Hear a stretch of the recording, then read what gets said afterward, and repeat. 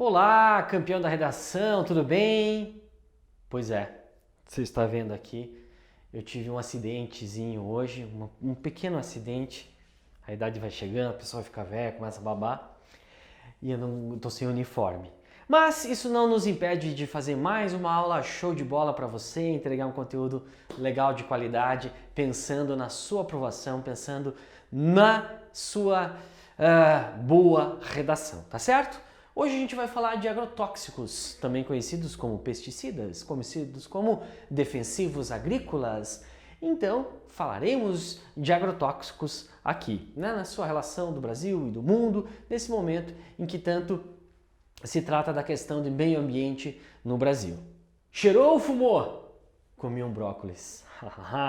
As pessoas não gostaram, ficam um pouco ofendidas com isso aqui, quem produz. Teve inclusive um sketch do Zorra Total, né, que é Sítio do Pica-Pau com veneno. Sítio do Pica-Pau com veneno. Nossa.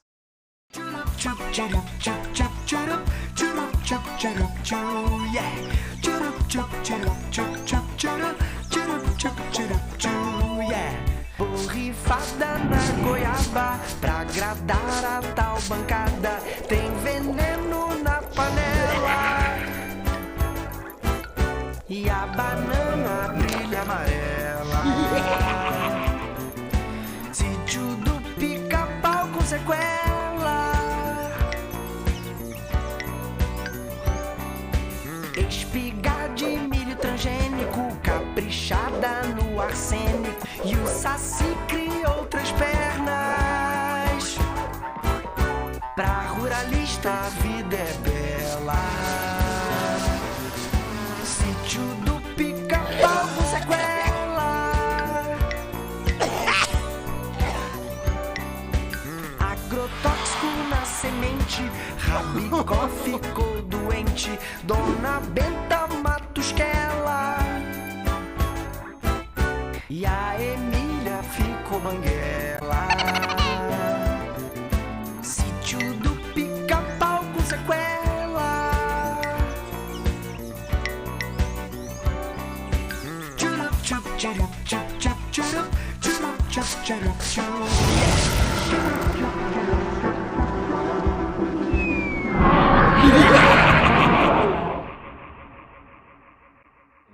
Nossa, caiu uma maior confusão e tal. Mas é um debate acalorado, importante, interessante, que precisamos ter aqui. A questão, basicamente, como diz a biomédica Karen Friedrich, toxicologista e pesquisadora da Fiocruz, é a seguinte: antigamente os fabricantes negavam que o cigarro causasse câncer e pudesse matar. Ah não, uma pressão errada, não é verdade e tal. A questão é que, causando ou não câncer, a gente sabe hoje que causa câncer, não há dúvida sobre isso, a escolha de fumar sempre foi individual, sempre foi uma escolha individual. Com os agrotóxicos, a situação é mais grave, pois a população está adoecendo e não tem direito de escolha. Então esse aqui é um ponto importante. Não estou dizendo que eu concorde com ela, só estou dizendo por que é importante a gente discutir isso. Porque o consumidor não tem muito direito de escolha. Ah, é só comprar orgânico. Sim, tem grana para isso? As pessoas têm grana para isso? Então, o debate sobre agrotóxicos é muito importante porque não está claro para o indivíduo, especialmente o consumidor, tão claro, e ele não tem uma livre escolha como é no caso de fumar ou não fumar. Fumar também não é algo essencial, comer é algo essencial. Como que fica essa questão então? Por isso que nós precisamos debater esses assuntos e faremos isso agora. Agrotóxico ou defensivo agrícola ou pesticida. A diferença está relacionada à decisão de enfatizar determinado aspecto. Então, matar pestes é tóxico da agricultura, ou, como os agricultores preferem falar, defensivo agrícola, que também é o termo correto. Afinal de contas, serve para defender a agricultura de pestes que ele possa ter. Daí alguns são herbicidas, matam ervas que são invasoras ali, podem roubar nutrientes, né? Podem ser fungicidas ou inseticidas. Há vários tipos de pesticidas, tá? Ó, existe uma classificação toxicológica, conforme o tipo de dano que ele causa, você tem isso aí no seu material, mas basicamente uma das discussões é que o governo federal, o novo governo Bolsonaro, fez uma alteração importante na classificação de tóxico, altamente tóxico, extremamente tóxico, altamente tóxico, medianamente tóxico e pouco tóxico. Vamos ver aqui na próxima tela. Então o que aconteceu com a nova rotulagem, que eu já vou explicar um pouquinho melhor para você. A quantidade de extremamente tóxico, que eram 700 substâncias extremamente tóxicas, caiu para 43. Os altamente tóxicos, que eram 290, agora são 79. Pouco tóxicos, medianamente tóxicos, que eram 659, agora são 136. E pouco tóxicos, que eram 268, agora são 569, porque abarcou vários daqueles outros lá. E a maioria está no improvável de causar dano agudo. Qual que é a grande briga aqui, a grande discussão?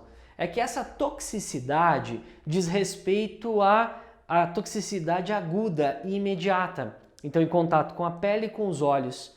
E, se ingerido, causar morte, tá? Basicamente isso. Não está sendo levado em conta aqui, pelo menos é o que argumentam alguns especialistas, essa toxicidade a longo prazo, sabe? Essa contaminação aos poucos a longo prazo. É que nem, por exemplo, a gente falar que o cigarro é pouco tóxico. O cara fuma um cigarro e ele não cai morto, né, por conta disso. Mas a longo prazo ele vai causando danos. E esse é o alerta que precisa ser feito. Tá bom? Então essa classificação. Vamos entender um pouquinho mais. Tá? Então, a Agência Nacional de Vigilância Sanitária divulgou na terça-feira uma reclassificação dos produtos, também chamados de defensivos agrícolas, e alterações nos rótulos que alertam para sua toxicidade. Exatamente o que eu falei para você e o que você tem aí no material. Ganhou inevitável destaque o fato de uma nova norma prescindir de danos à pele e aos olhos para sinalizar categorias de perigo, concentrando-se no risco de levar à morte. Tá? Ao menos 500 dos 700 ou 800 produtos hoje listados entre os extremamente perigosos migram para a classe dos considerados menos perigosos. Então, quando é o risco de morte e não alergias e outros efeitos, você acaba jogando muitos assim. Então, qual que é o grande problema? Primeiro é esse critério de risco à pele, aos olhos e somente o risco de levar à morte. E o segundo que, quando você vê ali a quantidade de tóxicos, não tóxicos, não mudou nada no produto, e sim uma canetada, a classificação. É isso que dá um certo receio. Vai meio mostrando que, tá tudo bem, ele não faz mal, ele é de boa. E às vezes não. Que se não é muito tóxico, o cara acaba usando mais do que deveria. E isso pode causar danos ao solo, como a gente vai falar ainda. Então, basicamente, né, qual que é o grande problema? A falta de equipamentos de proteção, né, o trabalho insalubre de muitos trabalhadores ali, justamente por falta desses EPIs, né, equipamentos de proteção individual. E segundo a pesquisadora Larissa Bombardi, nos últimos 10 anos a aplicação de pesticidas cresceu 150%, na mesma medida que as intoxicações agudas por pesticidas também aumentaram. Então é isso que a gente vai debater aqui. E qual que é a tese possível? O que você pode defender nesse texto? Você pode defender o que você quiser. Esse texto dá margem para você dizer que é possível não usar agrotóxicos e dizer que não é possível não usar agrotóxicos. Quando, né, eles são inevitáveis, a gente só conseguiu atingir a autossuficiente de alimentação e tal por conta dos agrotóxicos. Ou você pode dizer que os agrotóxicos fazem mal e daí, portanto, precisamos buscar alternativas para não utilizá-los. A escolha é sua, campeão. Então vamos lá? Teses possíveis para você colocar na sua frasezinha ali e seguir a estrutura. Os pesticidas são em grande parte responsáveis pela situação crítica mundial, desaparecimento de vários animais, além de serem causadores de doenças como o câncer. Quais são os vários animais aqui? Abelhas, né? Muitos insetos. Então, antigamente, quando as pessoas viajavam de carro, o carro ficava todo sujo de insetos. Hoje não fica mais. Por quê? Porque a população de insetos voadores está diminuindo e se atribui isso aos agrotóxicos, aos pesticidas, aos defensivos agrícolas.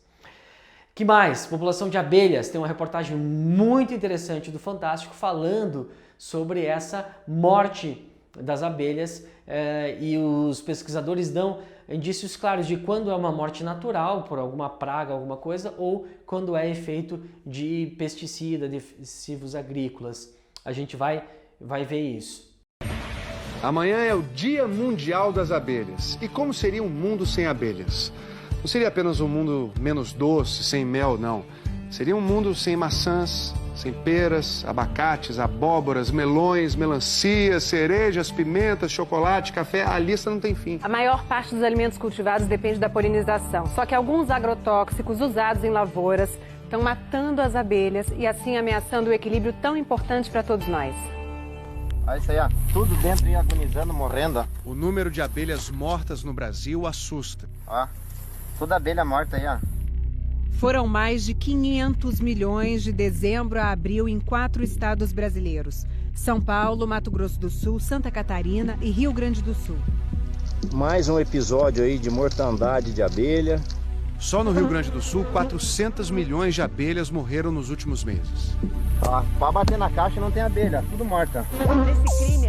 Os repórteres Alain Severiano e Guacira Merlim mostram agora por que a morte das abelhas é uma ameaça para a humanidade. Produtores e pesquisadores alertam sobre graves prejuízos ambientais e econômicos. Nesse apiário, cada uma dessas colmeias tem cerca de 60 mil abelhas, que produzem 50 quilos de mel por ano. Além da produção, as abelhas são essenciais para a polinização de várias espécies, em lavouras e também em matas nativas. 75% dos alimentos cultivados no mundo dependem das abelhas. Quando vai colher o néctar, a abelha leva o pólen de uma parte para outra da flor e também de uma flor para outra. Sem isso, a planta não se reproduz. O agronegócio praticamente depende das abelhas. Só para citar 2 exemplos no Brasil. Produtores chegam a alugar abelhas para ajudar na produção de maçã em Santa Catarina e de melões no Rio Grande do Norte. É o homem que está provocando essa mortandade, mais do que nunca vai criar problemas para nós mesmos no futuro. Tem países que eles sofrem muito com um parasita, o anosema, que é um fungo que ataca as abelhas, mas o que mais ataca nossas abelhas, o que mais agride as nossas abelhas são aqui no Brasil os agrotóxicos.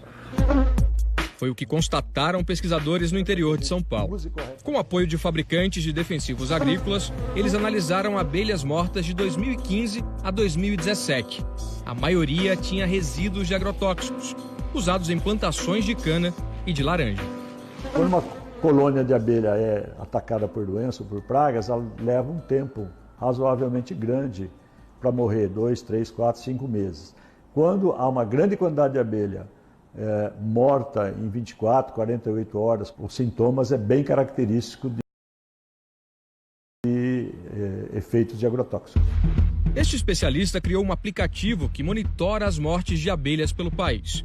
Com base nesses dados, cientistas no Rio Grande do Norte recolheram amostras que foram examinadas em laboratório.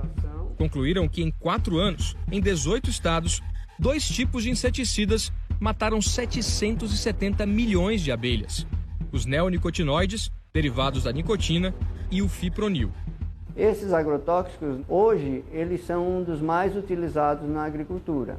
O fipronil ele foi detectado em 92% das nossas amostras. O número pode ser maior. A Secretaria da Agricultura constataram traços de veneno em 300. Meia média como essa chega a ter 40 mil abelhas. E os laudos comprovaram. As mortes foram provocadas principalmente pelo inseticida fipronil, muito usado no cultivo da soja. Mas ninguém foi punido até agora. Não, nós não lavramos nenhum auto de infração nesse sentido. Este promotor investiga o caso. Nós agora atingimos um momento da responsabilização de toda a cadeia. Por quê? Porque o que antigamente era uma mera especulação, o agrotóxico pode matar a abelha, hoje nós temos uma comprovação laboratorial. Este professor diz que o problema é o uso indiscriminado. Isso já vem a semente, vem o adubo, vem os defensivos agrícolas, né?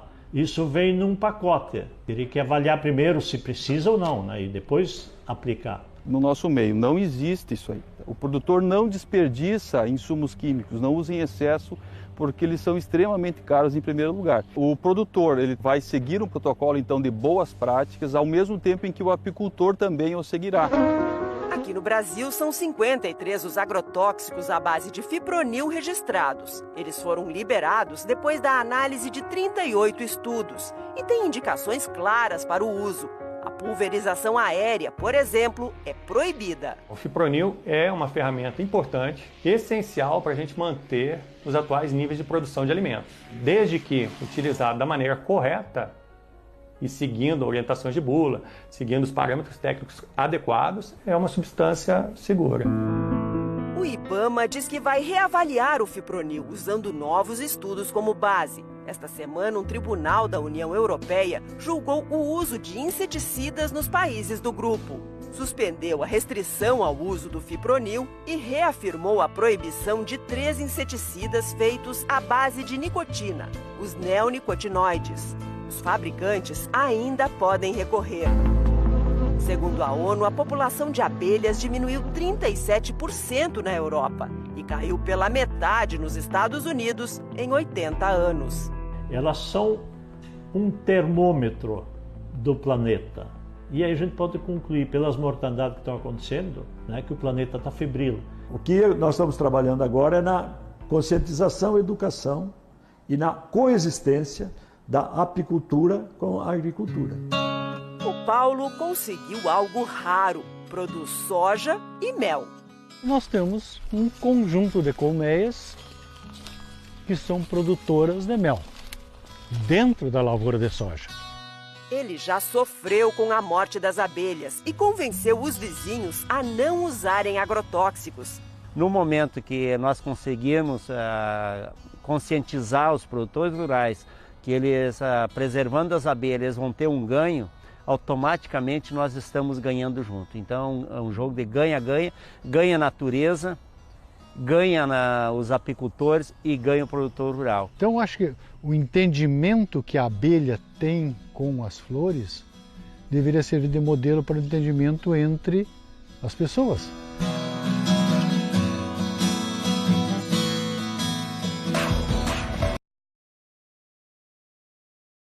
A reclassificação dos produtos recentemente feita pela Anvisa e a toxicidade dos produtos liberados deve ser motivo de debate. Daí você expande a reclassificação e a toxicidade, tudo bem? Não é para usar tudo isso aqui, hein? Você vai escolher alguma coisa, senão vai ficar impossível de tratar de tudo no seu texto. E o debate se instaura na urgente necessidade de diminuir o uso de defensivos agrícolas. O exagero no uso de pesticidas, no atual momento, se dá por conta do descaso governamental e do desconhecimento dos perigos da sociedade. Daí você vai debater a questão do descaso e do desconhecimento da sociedade.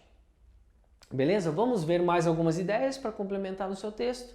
Então, primeiro, os agrotóxicos dificultam a absorção do nitrogênio pelos micro-organismos do solo.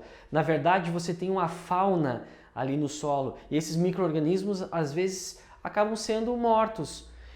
Ou seja, em 2, 3, 4 utilizações... Não, vamos lá, não tão pouco, mas a médio prazo há uma perspectiva de infertilidade no solo. E vocês sabem que o nitrogênio é muito importante para a absorção das plantas, né? Nitrito e nitrato lá, enfim, isso vocês têm na aula de biologia, mas vocês sabem da importância disso. Então o agrotóxico interfere diretamente nesse ciclo, tá? E pode tornar o solo improdutivo, com possibilidade inclusive de contaminação dos peixes com essas águas que vão para os rios, açudes, lagos e tal.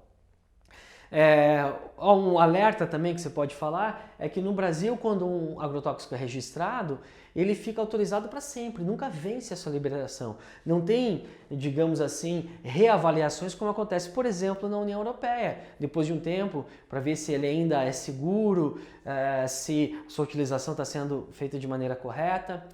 O uso constante de agrotóxicos em doses especialmente não recomendadas, não corretas, e não uso adequado, acaba proliferando ou permitindo o surgimento de super pragas, né? Super ervas daninhas, super insetos, super fungos.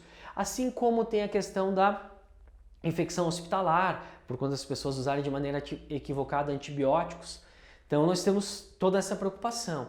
E há grandes suspeitas, como a gente viu no vídeo do Fantástico, de que ele seja responsável pelo colapso das colmeias, especialmente no hemisfério norte, por conta dos seus neonicotinoides, né? Uma das ideias que poderia mostrar aqui, a gente pode produzir menos alimentos, que um dos argumentos para não usar pesticidas seria que a produção iria cair. É que há um grande desperdício ainda, né, de alimentação. Na colheita 10%, durante o transporte 30%. No comércio e no varejo a perda de 50%, enquanto nos domicílios 10% vai para o lixo. Então tem uma grande quantidade de alimentos que não são consumidos, tá? Porque quando você não usa pesticidas, a tendência é para cair mais ou menos para 1/3 da capacidade de produção. Então, para você fazer uma grande cultura, uma monocultura grande assim, é difícil prescindir de inseticidas, de defensores agrícolas. Beleza? Então a gente falou de várias coisas aqui sobre basicamente os perigos do agrotóxico, mas seria possível viver sem eles? Quais seriam os impactos, né? O impacto econômico da não utilização de agrotóxico? O preço dos alimentos tenderia às alturas devido à baixa produtividade, como a gente falou. Ó, argumentação, você vê o que você escolhe para defender o seu ponto de vista. Algumas lavouras produziam menos de 1/3 da safra convencional, tá bom? Não se trata de uma alternativa viável para pesquisadores e estudiosos da área. As reivindicações do ponto de vista ambiental e da saúde estão mais para garantir a segurança e reduzir o uso exagerado do que para pleitear a proibição, tá? Então, o mercado de orgânicos, né, a alternativa possível seriam os orgânicos, mas do ponto de vista econômico são itens caros, produzidos em baixa escala em pequenas propriedades. É um produto, como que a gente diz ainda, um produto de nicho. Ainda custa muito caro e é para determinado setor. Será muito difícil você ter isso em larguíssima escala. Então, por isso que nos parece ainda um pouco inviável abandonar completamente. Agora, isso não tira não tira de vista, né? Não tira a importância do debate. A gente precisa debater, especialmente por conta daquela questão de reduzir o uso exagerado, segurança, especialmente para os trabalhadores, tá? Às vezes o alimento não está contaminado, mas o trabalhador está exposto. Então, tudo isso que é importante a gente debater. E como que a gente pode resolver isso? Quais seriam soluções possíveis? Vamos dar uma olhada? Então, acho que o primeiro e mais importante de tudo seria incentivo à agricultura familiar. Grande parte, eu posso estar enganado agora, não me lembro de cabeça, mas acho que 70% da comida que chega à mesa do brasileiro vem de agricultura familiar, vem de pequenos produtores e não do grande agronegócio. Então, dá para fazer um trabalho com essas pessoas, como por exemplo pesticidas orgânicos, tá? Enfim, dar incentivos fiscais para reduzir o valor de produtos orgânicos, estabelecer normas mais rígidas para a utilização de determinados agrotóxicos, seja de equipamentos de segurança, seja a quantidade de gotas. Tem um pesquisador falando no nosso material aí que eles conseguiram diminuir o desperdício e, portanto, a contaminação colateral aí da questão dos agrotóxicos diminuindo o tamanho da gota de agrotóxico que sai do aplicador lá. Então, existem alternativas possíveis para evitar, né, os maiores danos, tá bom? E claro, fiscalização. Fiscalização para o uso adequado, para ver se o acondicionamento está sendo correto, tudo isso para que a contaminação seja de algum modo reduzida. Beleza, campeão?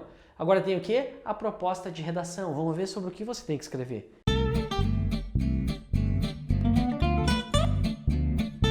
Com base nos conhecimentos construídos ao longo da sua formação, redige um texto dissertativo argumentativo em modalidade escrita formal da língua portuguesa sobre o tema: o uso de agrotóxicos no Brasil e no mundo, apresentando proposta de intervenção que respeite os direitos humanos. Selecione, organize e relacione de forma coerente e coesa argumentos, fatos e opiniões em defesa de ponto de vista. Ah, professor, não tem aqui quantas linhas?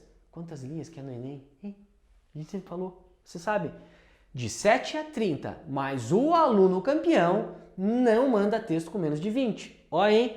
Tô aguardando seu texto. Quer umas ideias? Dá uma olhada na parte 3, professora Cantes mostrando um texto adequado. Valeu, campeão. Tchau!